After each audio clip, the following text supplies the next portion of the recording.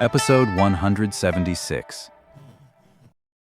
Han Li pulled out a golden blade, carefully touching the skeleton.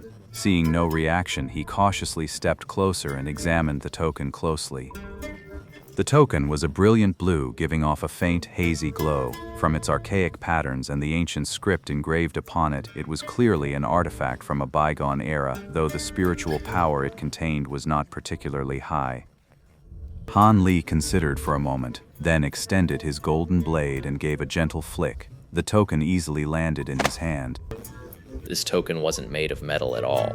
It was somewhat soft yet firm, as if carved from a certain type of wood.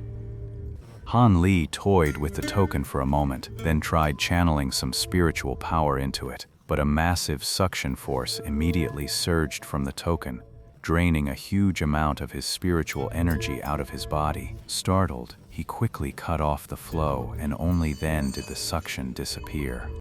Having learned his lesson, Han Li dared not experiment further. He carefully tucked the token back into his storage pouch.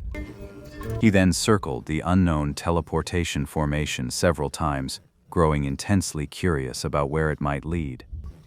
Of course I wouldn't just jump on and try it, and even if I wanted to, I couldn't right now. One corner of the teleportation array is damaged. It's not much, but it's enough to make the whole thing unusable. Han Li blinked, then pulled out a jade slip and copied the pattern of the teleportation array. He planned to find some people to see if the formation could still be repaired. He was quite looking forward to it. After finishing all that, Han Li took another look around the massive cavern to see if anything else had been missed. Behind a thick stone pillar, he discovered two translucent, crystalline eggs, each the size of a fist. The moment he saw them, Han Li knew without a doubt, these were the spider beast's eggs. Han Li had experienced the ferocity of this spider beast firsthand, so he quickly found a leather pouch meant for storing spirit beasts in one of the spirit beast mountain cultivator's storage pouches, carefully placed the spider eggs inside, and tucked it into his belt. With this haul, Han Li grew even more cautious as he scoured the remaining area. Unfortunately, he found nothing else. But by now, Han Li was already more than satisfied, so he didn't mind it much. He returned to the white spider's corpse, unceremoniously dismembered it, and stowed the pieces into his storage pouch. Then he reduced the bodies of Xuan Yue, Lu Tianmeng, and the others to ash with fireballs, and buried them on the spot. When he saw the five-colored skeleton, Han Li casually tossed a few small fireballs at it, intending to burn it all away. Once the flames died down, the sea bones had actually condensed into 7 or 8 small, multicolored beads. This caught Han Li off guard, but curiosity got the better of him, and he carefully stored them away. Han Li was about to leave, but to ensure no one else would discover the teleportation array, he simply blasted the cave entrance to rubble with his azure element sword light, completely sealing it shut. Of course, he also left some subtle markers nearby, so he could find this place again later. Following the current of the middle cave passage, Han Li finally found an extremely well-hidden exit after several hours and stepped onto the surface. Fearing that the demonic cultivators might still be lurking nearby, Han Li wasted no time. He summoned the divine wind boat and sped off toward the Taiyu Mountains. The journey was uneventful, and 7 or 8 days later, Han Li returned to Yellow Maple Valley. After reporting his encounter in the mountain scenery to the duty steward, he returned to his cave dwelling to await orders. By now, he knew the second round of the great battle had already begun. In the early stages, with the heavy support of the other 2 sects, the 7 sects seemed to have the upper hand against the 6 clans. This eased the tension within Yellow Maple Valley, making it far less pessimistic than when the war first broke out. Returning to find his cave dwelling exactly as he had left it, Han Li let out a breath of relief. Even though returning to the sect now isn't wise, I'd most likely be conscripted as forced labor. The 7 sects are currently handing out harsh punishments to disciples who shrink back or make excuses to dodge mission assignments. At the very least, they'll fine you spirit stones. At worst, they'll cripple your magic power. I hear nearly 100 people from the 7 sects have already been punished, some lightly, some severely. The 7 sects require all disciples without tasks or who have completed their tasks to report back to their respective sects within the set time. Anyone who fails to return without a valid reason will be judged and punished. Of course, if someone simply went into hiding and never showed up again, or fled directly to another country, the consequences would be even more severe. They would face a lifelong pursuit by the 7 sect enforcement squad. As long as the 7 sects exist, the hunt would never cease. Since I don't plan on leaving Yellow Maple Valley or fleeing UA just yet, I naturally have to come back and follow orders. But with both the demonic and orthodox sects expanding at the same time, where in the entire Tianan region could there possibly be a bottleneck left?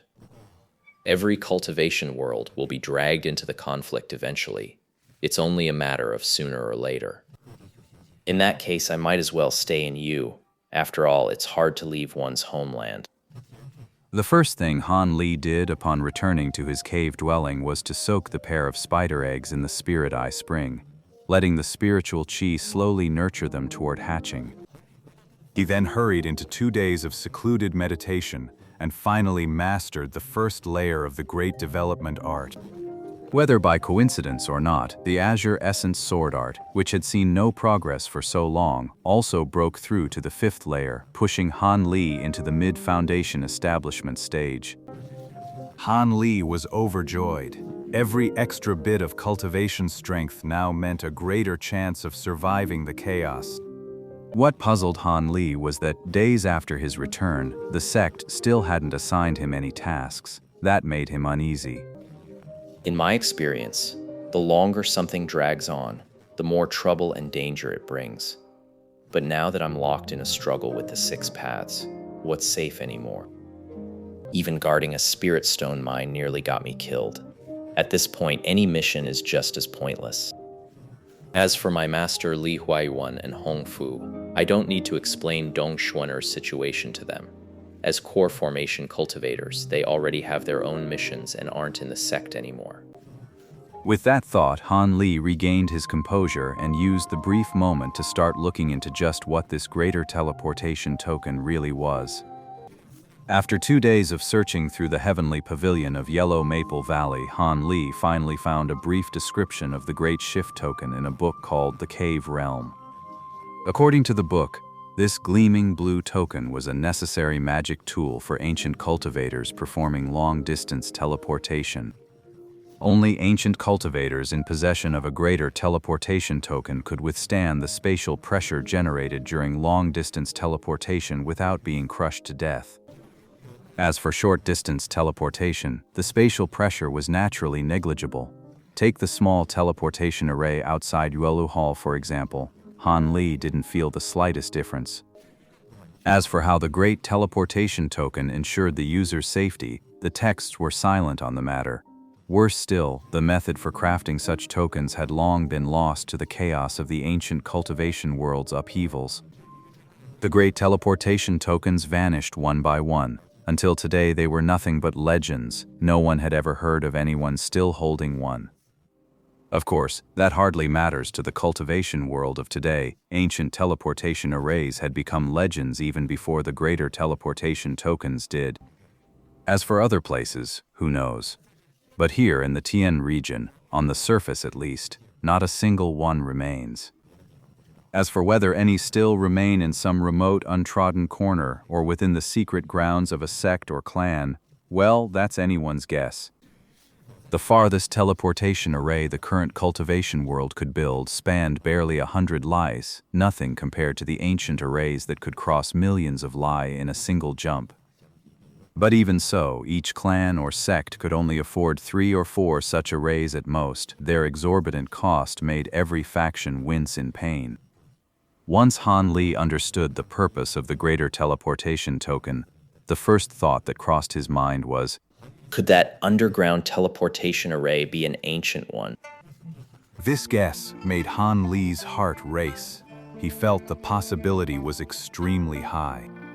If that's the case, with this greater teleportation token and the repaired teleportation array, I could instantly reach a place millions of li away, couldn't I? Then I won't have to wade into this muddy conflict between the 7 sects and 6 clans anymore. I can just head to a new place and continue my cultivation. Once this thought took hold, Han Li could no longer contain himself. He began frantically searching for any book related to ancient teleportation arrays, hoping to find a way to repair the underground one. Han Li spent several more days in the vast Tianji pavilion, poring over countless books on arrays, yet he found not a single clue about ancient teleportation formations. This left him deeply disappointed. Then Han Li suddenly remembered Qi Yunxiao, the man he had a years-long appointment with. That array master friend of Qi Yunxiao's is well versed in the 5 elements reversal array, so he must have some knowledge of other formations as well. Perhaps he really can help me repair this one. If I count the days, the time we agreed to meet again is almost here. But now, with tasks coming down from the sect at any moment, I can't split my focus. Looks like I'll have to find another way later. Han Li mulled it over, then felt a wave of discouragement. He had no heart left to study those array books. Leaving the celestial pavilion, he returned to his cave dwelling. Back in his cave dwelling, Han Li noticed the spider egg seemed to have grown a size. Looks like the spirit eye spring really does speed up incubation. Han Li quickly drew a simple soul-binding array, a basic method cultivators use to control spirit beast eggs. Next, he dripped several drops of his essence blood into the formation, placed the spider eggs inside, and waited for the array to take effect. Once the 2 white eggs had absorbed all the blood, he put them back into the spirit spring. No sooner had Han Li finished with that than a flying message talisman arrived, summoning him to the assembly hall for an immediate gathering. His heart tightened. He knew the mission had finally arrived. At this moment, the main battlefield between the 7 sects and the 6 clans was a stretch of scattered rocks in Gold Valley Plains, at the border between Yue and Chechi nations. There, Han Li, wielding the Black Dragon Snatch and several golden blades, had cornered a Qi condensation initial stage disciple of the Ghost Spirit sect and was unleashing a relentless assault. Though the man was wreathed in roiling black mist, a truly fearsome sight, with several skull heads wailing around him under the storm-like assault of those 2 sets of magic tools, Han Li quickly found an opening and cleaved him into several pieces. Then, with practiced ease, Han Li snatched the storage pouch from the corpse and vanished into the vast wilderness. I've got enough for now. It's getting late. Time to move. By tradition, the core formation cultivators from the Devil Dao and the 7 sects should be coming out to fight too. If I get caught up in that mess, wouldn't that be a pretty unjust death? Han Li shuddered at the memory of witnessing core formation cultivators clash. The battle between the Saber Transformation sect and the Jade Spirit sect cultivators had turned the entire area for several Li upside down, and it had nearly swept him up in the chaos, even though he was hiding 7 or 8 Li away. After that, as soon as the sky started to darken even a little, he'd head back early, even if he'd caught nothing at all.